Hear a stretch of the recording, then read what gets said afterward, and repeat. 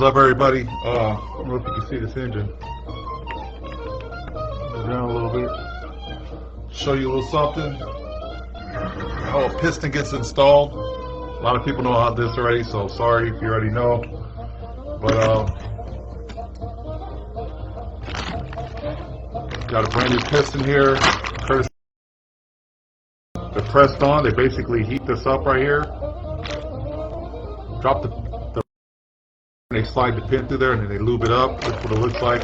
As you can see in here, there's no bearings, no rings.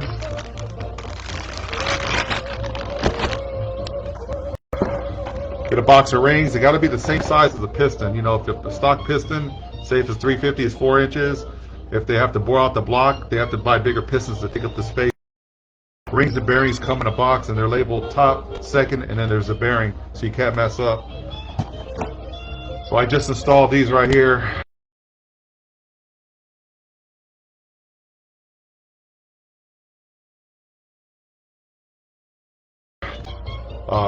Keep everything below the engine.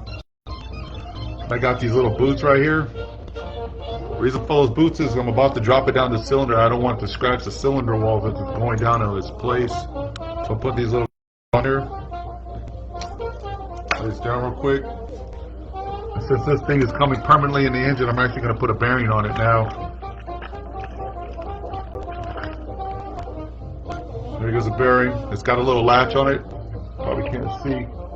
A little latch on it, so it can only go in one spot, so you can't mess that up either, so it's pretty nice. Slap this bad boy on there real quick. Put this little protective boot back on it. One thing I like to eliminate dry starts when the engine's brand new is I get this Lucas assembly lube. Put a little bit of that on there. Put that in there. These gaps on these rings, there's gaps on them because they're rings. Just make sure they're facing different directions. One's facing one side, one's facing the other side. That just eliminates blow-by, the possibility of blow-by. There's also a dot on every piston to show you they're supposed to go towards the front of the engine. Also, when you're taking the pistons out, you mark them, you stamp them on the side. So there's 8 pistons, so each one's stamped. So there's an odd side and there's an even side. So the engine goes 1, 2, 3, 4, 5, 6, 7, 8 on the engine. So right now I'm doing the even side, so I'm going to go 2, 4, 6, 8. So I got the dot facing the correct direction. I got the rings to make sure they're facing opposite sides to reduce the amount of blow-by. And then I'm going to go ahead and put this in the bore. There's a ring compression tool.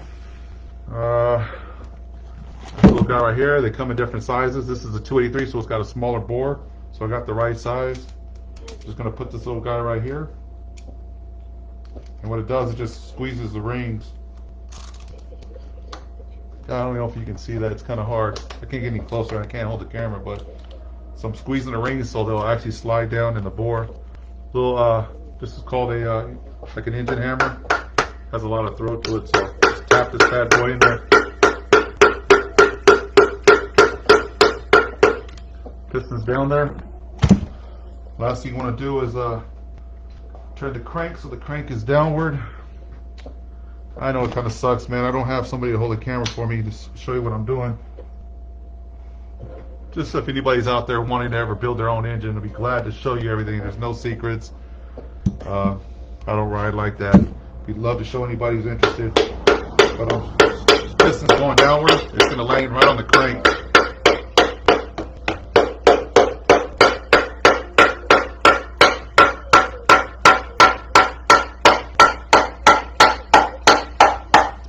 Then I'm just going to go underneath the crank and put the cap on it with the 2 bolts and tighten it down, and then I'll turn the engine over and torque them down to the appropriate specs.